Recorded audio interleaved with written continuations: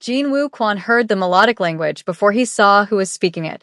It was his mother's native tongue, spoken with a crisp, clear accent from the capital city that made his chest tighten with an unexpected pang of emotion. He looked up from the leather-bound menu to find their waitress, a young woman with kind, dark eyes and a shy smile, conversing with his mother as if they were old friends in a village by the sea. No one ever spoke to his mother in her first language. Not anymore. The restaurant was called Soul House, a name that was a quiet promise of authenticity, tucked into a corner of the city's bustling Korean district where tourists rarely wandered. It was the kind of place that served real food, the kind his mother had grown up with, not the Americanized version with too much sugar and not enough of the deep, fermented spice that was the heart of the cuisine.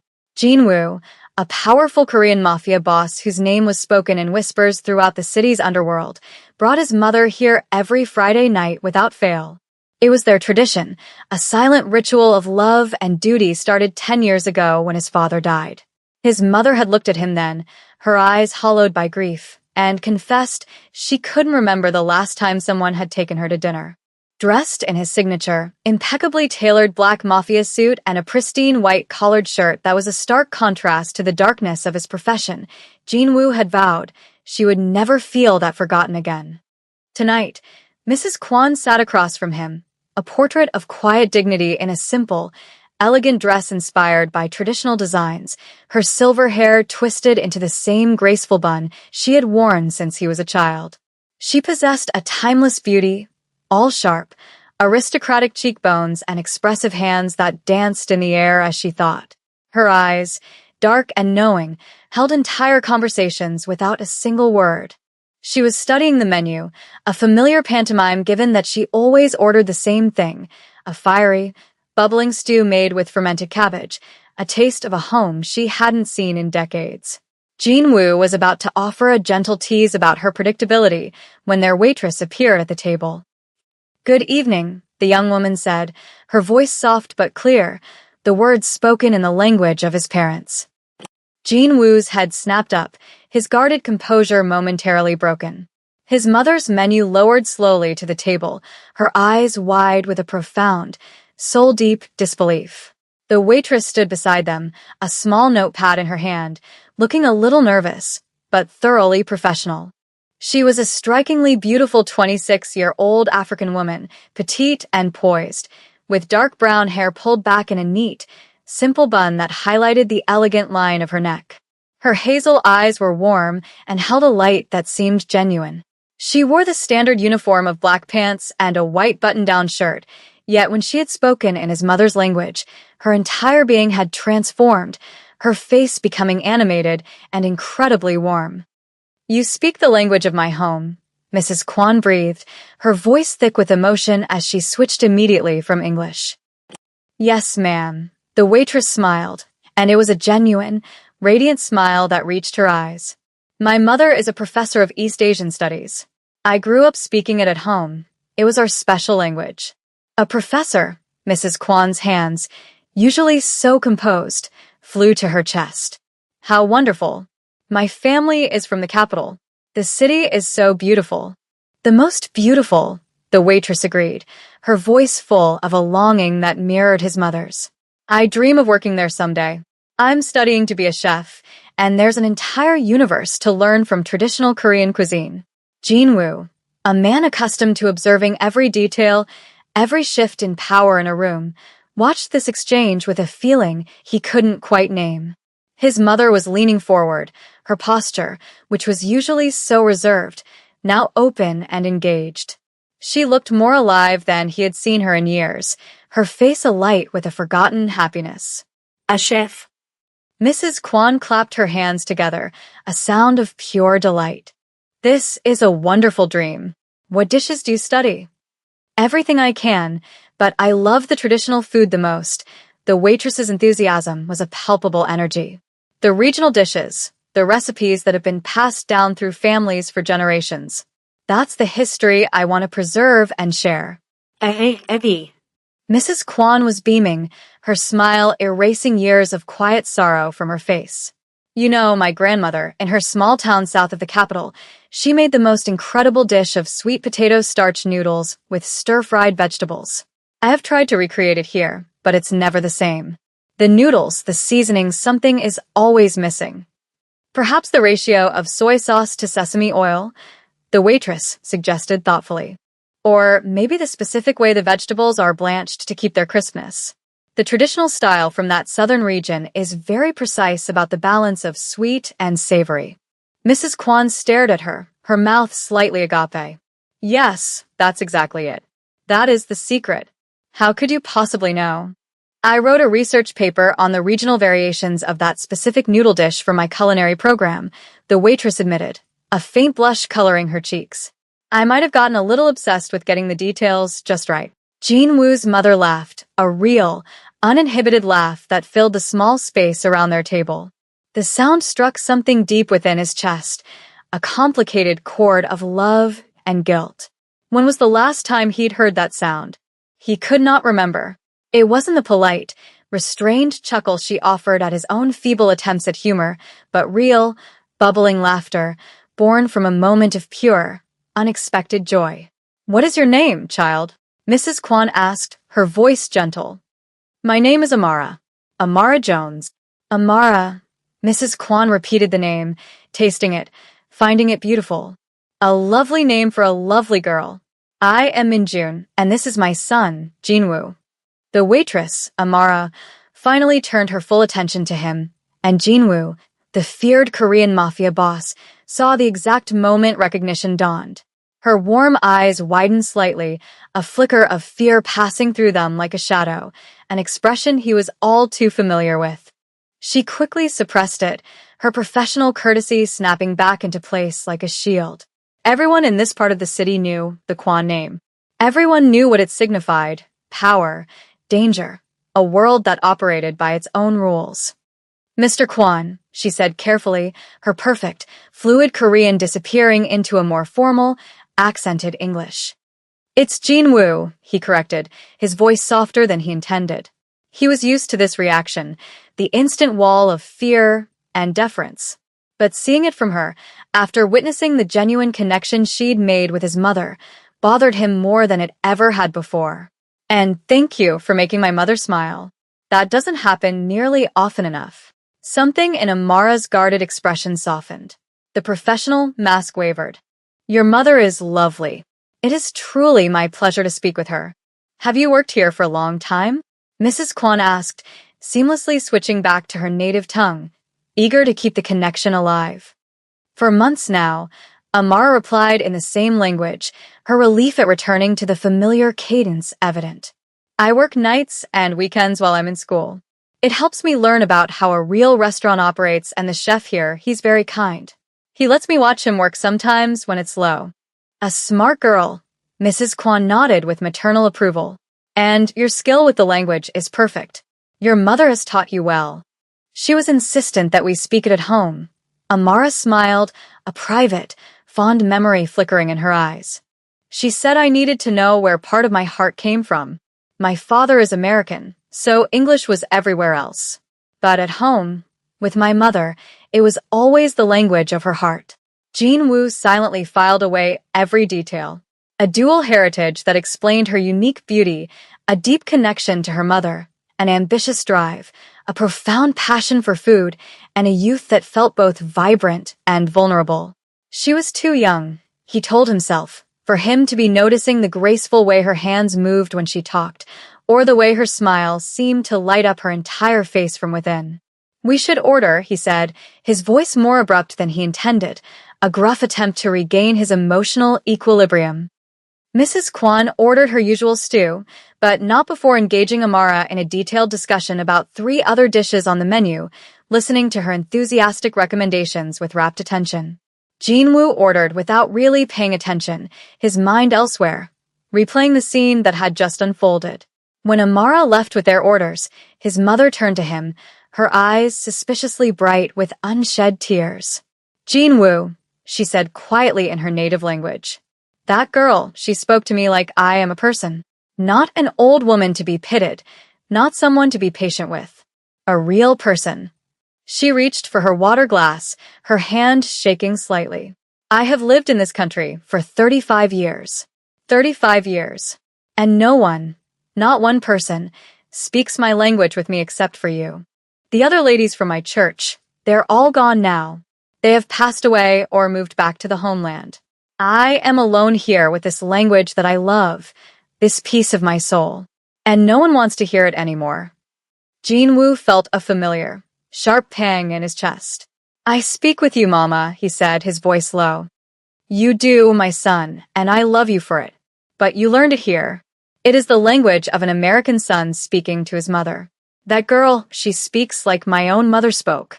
Her words sound like home. She wiped at her eyes quickly, embarrassed by her display of emotion. It is a small thing, I know, but to me it is not small at all. Tonight that girl gave me a gift. For just a few minutes, she made me feel like I was home again. Jinwoo looked across the restaurant to where Amara was speaking with the elderly chef through the pass-through window to the kitchen. Her face was animated, her gestures expressive and focused as she discussed something with him. The typically stern chef was nodding, a small, rare smile on his face.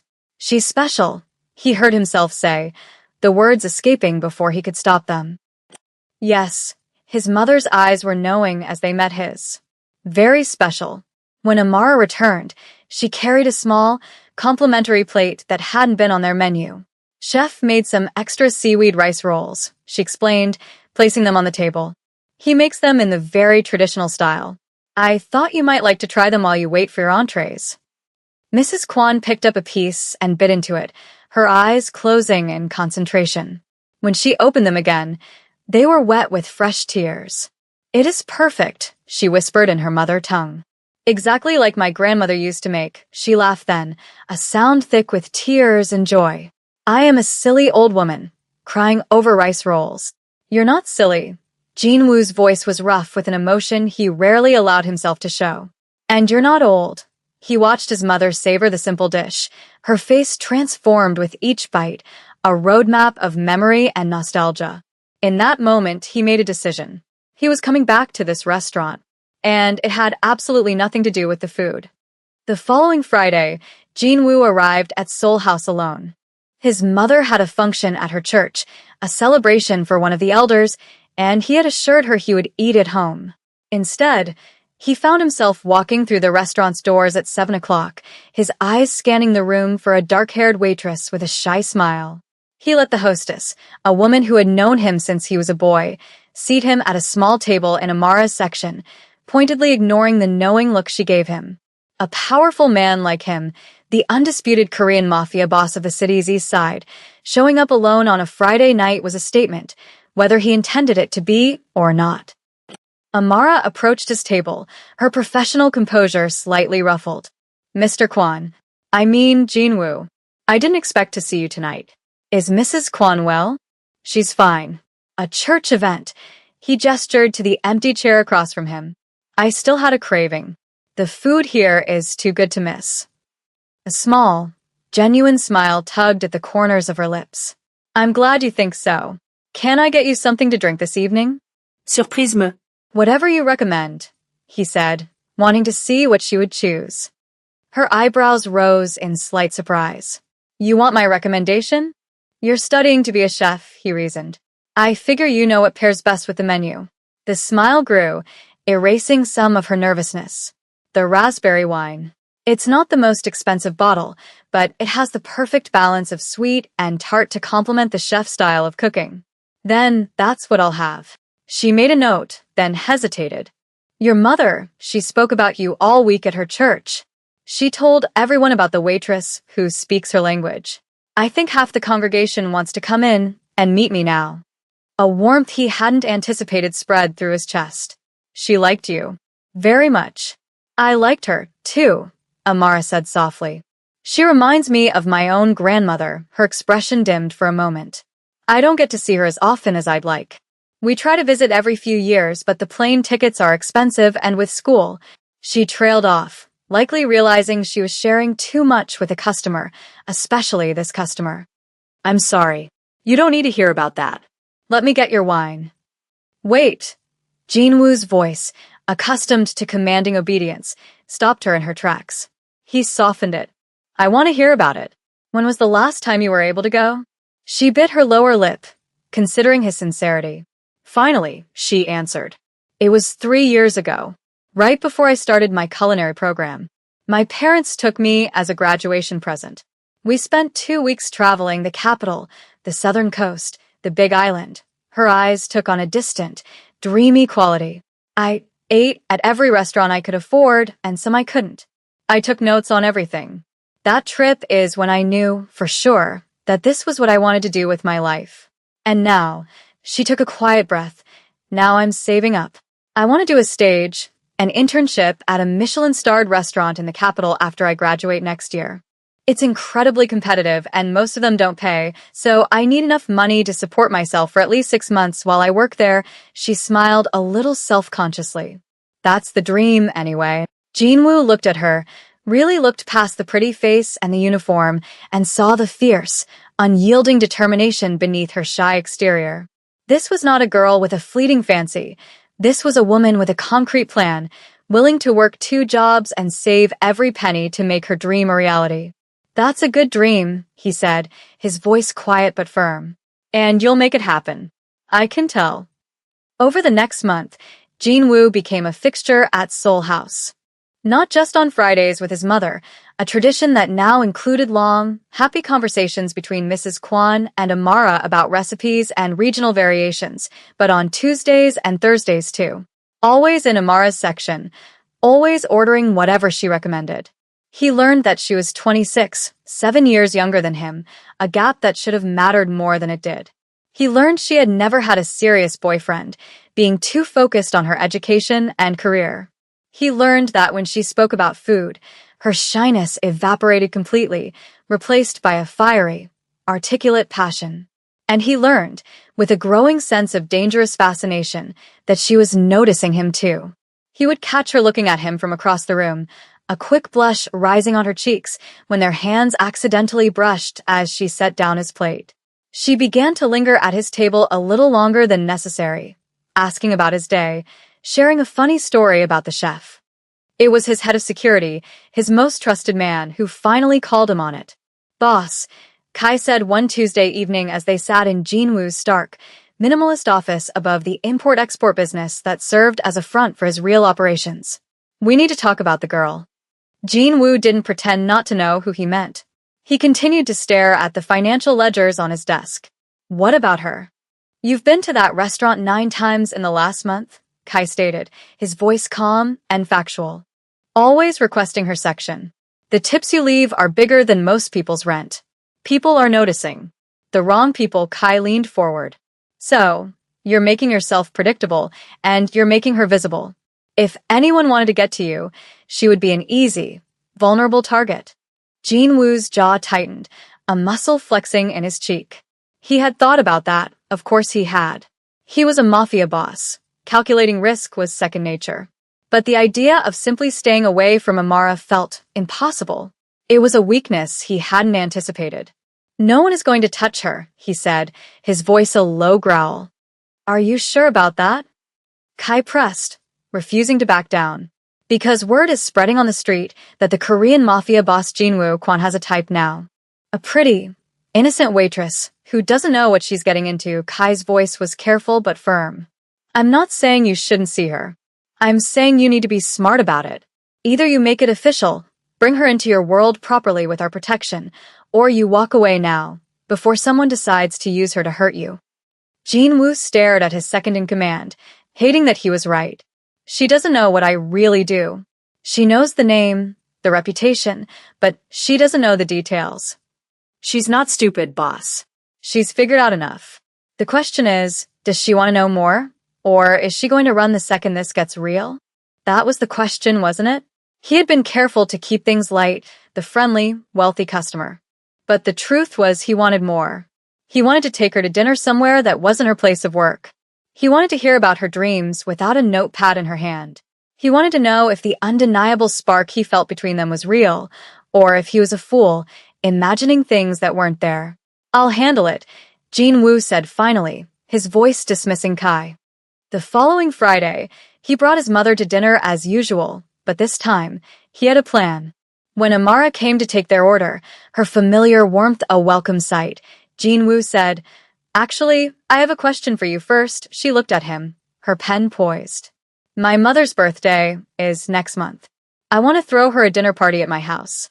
Something special, truly authentic. I don't trust the local caterers to get it right." He paused, meeting her gaze. "Would you be willing to cook for us? I'll pay you, obviously. Whatever your professional rate is, plus all expenses." Amara's eyes went wide with surprise. You want me to cook for your mother's birthday party?" "If you're interested," he said, keeping his tone professional. "I know it's a lot to ask." "No, I'd love to." The enthusiasm burst out of her before she could contain it. She blushed. "I mean, yes, I would be honored." "How many people?" 10, maybe 12. "Just close family and friends," Jinwoo said. "It must be the traditional food of my hometown," Mrs. Kwan cut in before he could answer, her eyes shining. "The food of my childhood. The things I can't find here." Amara's face took on that focused, intense expression Jinwoo had come to recognize. Her chef brain was kicking in. "Of course. I'd need to do some deep research, and I would need to sit down with you, Mrs. Kwan, to talk about the specific dishes, get all the details about how your family made them. And I would definitely want to do a full test run of the menu to make sure I can execute everything perfectly before the actual event." "Whatever you need," Jinwoo said, feeling a sense of victory. "Name your price." After she left the table, his mother turned to him with a knowing smile that was both loving and exasperating. "You like her? Don't start, Mama. I see how you look at her," she said softly, ignoring his protest. "Just like your father used to look at me. He saw me at a market in his hometown and told his friend, 'That is the woman I'm going to marry.' His friend laughed at him, said he was crazy. But your father, he always said, 'Sometimes you just know.'" "It's not like that," he lied, mostly to himself. "She's young. She has dreams. I'm not going to be the one to mess that up for her." "Who says you will mess it up?" his mother countered, her gaze sharp. "Maybe you are the one who can help her dreams come true. You are a good man, Jinwoo, despite your business. You deserve to be happy. And that girl, she sees you. Not the name, not the power of a mafia boss. She sees you. I see how she looks at you, too. She is nervous around you, yes, but it is not just fear. It is the nervousness of a young woman who likes a man and doesn't know what to do about it." 2 weeks later, Amara came to Jinwoo's imposing house on Beacon Hill to plan the menu with his mother. He deliberately stayed away for the first hour, giving them space. But curiosity got the better of him, and he found himself walking into the large, state-of-the-art kitchen to find the two women surrounded by stacks of cookbooks, handwritten recipes, and pages of notes, speaking rapid-fire in his mother's language, and occasionally breaking into laughter. Amara was dressed casually today, in jeans and a simple green sweater that made her hazel eyes look more gold than brown. Her hair was down for once, falling in soft waves past her shoulders, and Jinwoo had to consciously remind himself to breathe normally. "We are making wonderful progress," Mrs. Kwan announced happily. "Amara, she understands exactly what I mean about the flavors. She knows the difference between the cooking of the North and the South, between my village and the next one over." Amara laughed. "Your mother has very specific, very helpful memories. Most people just say, 'Make it taste like home,' but can't describe what that means. She's giving me exact details, the way her grandmother toasted the sesame seeds, the specific brand of fermented bean paste her aunt used. Because food is about memory," Mrs. Kwan said firmly. "It's about love, about who we are and where we come from." Exactly. Amara's enthusiasm was a bright light in the sterile kitchen. "That's what I want to capture. Not just good food, but your food. The food of your memories." Jinwoo leaned against the doorframe, watching them, a silent observer in his own home. There was something profound about seeing his mother so animated. And Amara, she wasn't treating this like a job. She was treating it like a sacred trust. "Your kitchen is amazing," Amara said, looking around with a chef's appreciation. "Professional-grade stove, double ovens, a huge island. If I had a kitchen like this at home, I would never leave. You can use it whenever you want." The offer came out of his mouth before he could think it through. "For practice, for your school projects, whatever you need." Her eyes went wide. "I couldn't. That's too much." It's just sitting here, he shrugged, trying to make the offer sound casual, practical. I barely cook. It seems like a waste not to let someone who would actually use it properly have access to it. Besides, he added, you'll need to do a test run for the party anyway. You might as well do it here, in the kitchen where you'll be cooking the actual dinner. She looked at his mother, who nodded encouragingly. He is right. You should practice. And I would be a very happy taste tester. Okay. Amara bit her lip, her excitement warring with her hesitation. Okay. Thank you. That's incredibly generous. When Amara left that afternoon, clutching her notes, Teresa turned to Jinwoo, a satisfied smile on her face. She is perfect for you. Mama. No, you listen to me, she said, her voice taking on the tone that meant she would not be argued with. I have lived in America for 35 years, and for 35 years, I have been homesick. I am tired, Jinwoo. Tired of speaking English when my heart wants to speak its own language. Tired of eating American versions of my food, her expression softened. But that girl, she gave me a taste of home. And when I see you with her, I think maybe you can have what I could not have.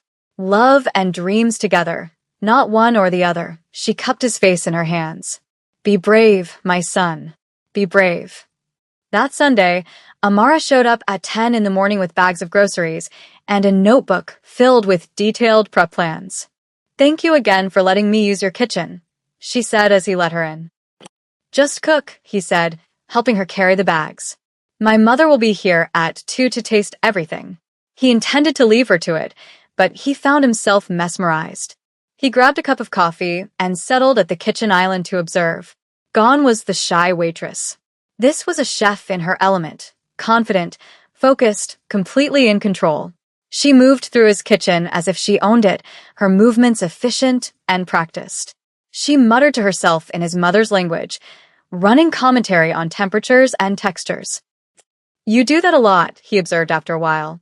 Switch languages when you're focused. She looked up, seeming to realize she'd been speaking out loud. Oh, sorry. It's a habit. My mother always cooked in her language. Said it made the food taste better. I guess I picked it up from her. Don't apologize. It's nice. Reminds me of my own mother in the kitchen when I was a kid. The hours passed in a comfortable quiet, punctuated by the sounds and smells of her cooking. At some point, she started asking him to taste things, a spoonful of sauce, a piece of perfectly fried vegetable pancake. Each time, she would watch his face anxiously for his verdict. It's perfect, he'd say, and she would frown. Just perfect? What's wrong with it? Too much salt? Not enough garlic. It's perfect, he clarified. I'm just not qualified enough to give you the detailed feedback you're looking for. When Mrs. Kwan arrived, the kitchen smelled like heaven. Amara had 3 dishes plated beautifully. Mrs. Kwan took her first bite of the noodle dish she had spoken of, and her eyes filled with tears. It is exactly right, she whispered. Exactly like my grandmother made. How did you do this?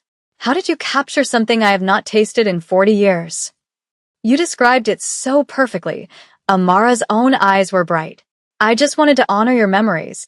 After his mother left, practically floating on a cloud of nostalgic joy, Jinwoo helped Amara clean up. The large kitchen felt smaller now, more intimate, with just the 2 of them working side by side. Your mother is a wonderful woman, Amara said as she wiped down the counters. I know.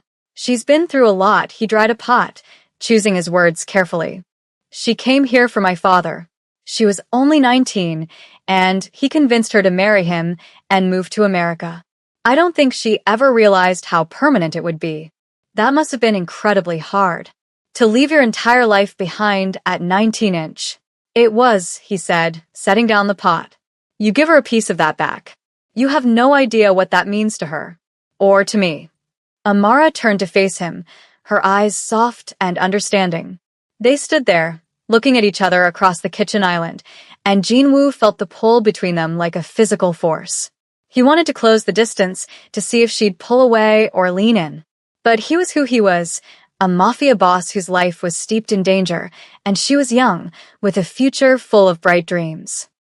I should go, she said finally, breaking the spell. I have an early shift tomorrow.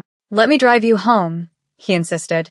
In the car, after he pulled up in front of her modest apartment building, she turned to him. "Thank you," she said, "for today, for letting me use your kitchen, for believing in me when you barely even know me." "I know enough," he said, his voice low as he looked at her. "You're special, Amara. Don't ever let anyone tell you that you're not." His mother's birthday party was a triumph. The 12 guests were transported to another time and place by Amara's food. His mother cried 3 separate times, tears of pure happiness. After the guests had left and his mother had gone home, he found Amara in his kitchen, diligently finishing the cleanup. "That was incredible, Amara," he said, picking up a dish towel to help. "You made her so happy." "She made me happy, too," she replied, a tired but satisfied smile on her face. Seeing her face when she tasted the food, "That's everything I want my cooking to do." "You're going to change the world," he heard himself say. "One meal at a time." She laughed softly. He set down the towel and turned to face her. The time for pretending was over. "Why are you so nice to me?" she asked suddenly, her gaze direct. "And please don't say it's just because of your mother. This feels like more than that." This was it. The moment to be honest or to let her walk away forever. "Because," he said carefully, his voice steady, "I think you're remarkable. I think you're talented and driven and passionate about something that matters. I think you see the world in a way most people don't. And I think anyone who gets to be a part of your life is incredibly lucky." Her breath hitched. "Jean Wu." "I'm not asking for anything," he continued, needing her to understand. "I know you have plans. I know you're going places. I just want you to know that you are not invisible. You are not just the waitress or the chef. You are someone worth noticing." She took a small step toward him, her eyes searching his face. "What if I want you to ask for something?" she whispered. "You said you're not asking, but what if I want you to? What if I've been hoping you would?" Her voice was barely audible. "I'm scared, Yinvu." "I've been scared of you since that first night. Scared of how you make me feel. Scared that this is real and terrifying and something I can't control." She took another step, closing the distance between them.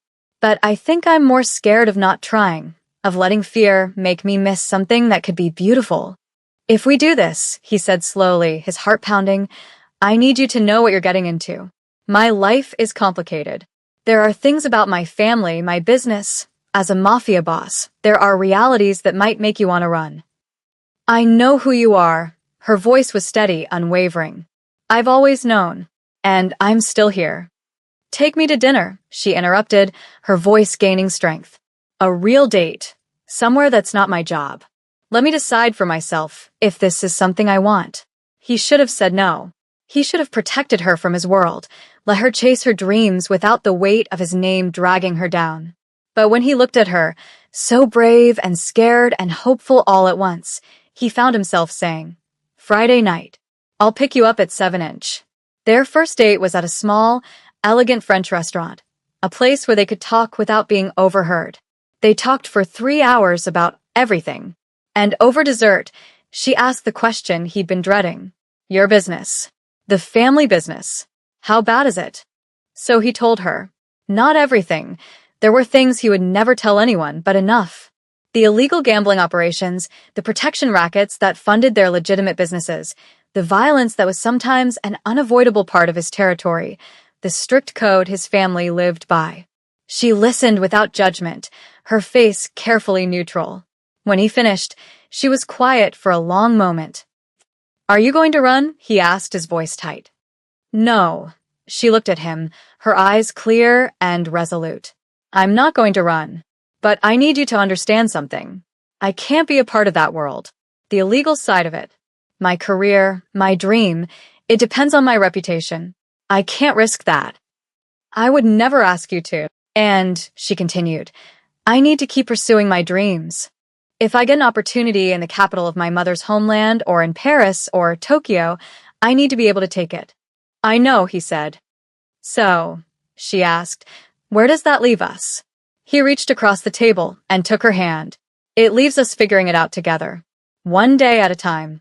When he dropped her off, she kissed him. It was soft and brief and perfect. Over the next 3 months, they built something that felt real and solid.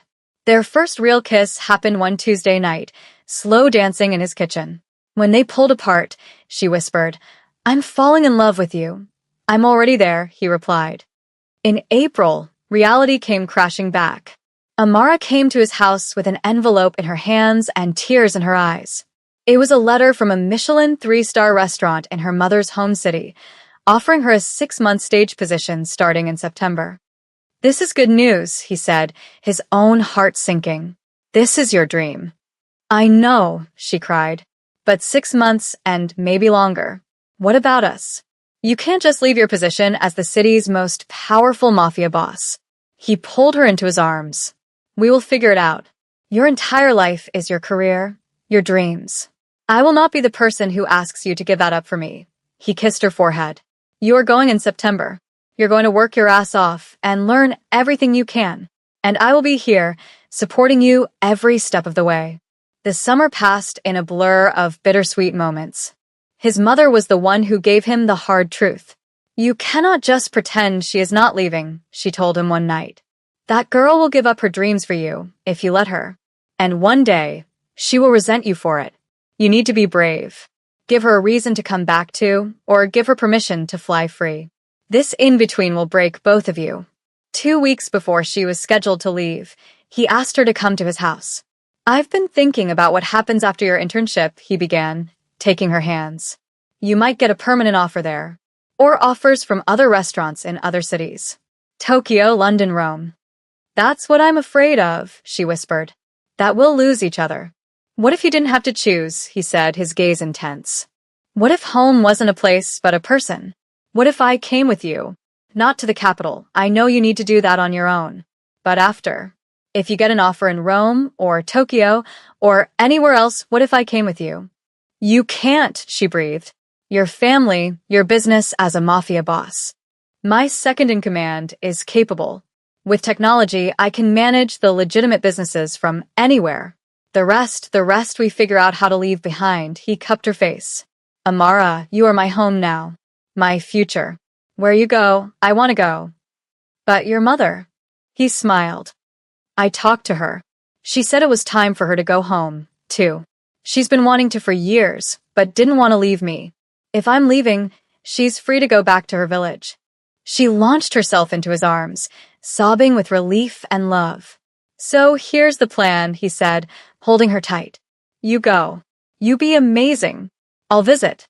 And when your 6 months are up, we reassess. If you get an offer elsewhere, we go there. Together." The 6 months were the hardest of his life. He visited twice, his heart swelling with pride as he watched her command respect in a world-class kitchen. She was thriving. Near the end of her internship, she called him. "The chef offered me a permanent position," she said. He held his breath.